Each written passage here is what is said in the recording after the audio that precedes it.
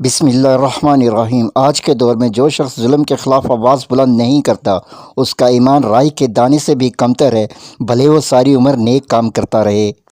عبداللہ بن مسعود سے روایت ہے کہ رسول اللہ صلی اللہ علیہ وآلہ وسلم نے فرمایا، مجھ سے پہلے جس امت میں نبی بھیجا گیا اس کی امت میں سے اس نبی کے کچھ دوست اور کچھ اصحاب بھی ہوئے، وہ لوگ اس کے طریقے پر کاربند اور اس کے حکم کے پیروکار رہے۔ لیکن ان صحابیوں کے بعد کچھ لوگ ایسے بھی ہوئے جن کا قول فعل کے خلاف ہوا اور فعل حکم نبی کے خلاف ہوا۔ جس شخص نے بھی نبی کے مخالفین کا مقابلہ کیا وہ بھی مومن تھا، جس نے زبان سے نبی کے مخالفین کا مقابلہ کیا وہ بھی مومن تھا، جس نے ان کے خلاف زبان سے جہاد کیا وہ بھی مومن تھا۔ اس کے علاوہ رائی کے دانے کے برابر بھی ایمان کا کوئی درجہ نہیں ہے، بھلے ساری عمر عبادت میں گزرے۔ صحیح مسلم شریف حدیث نمبر 181۔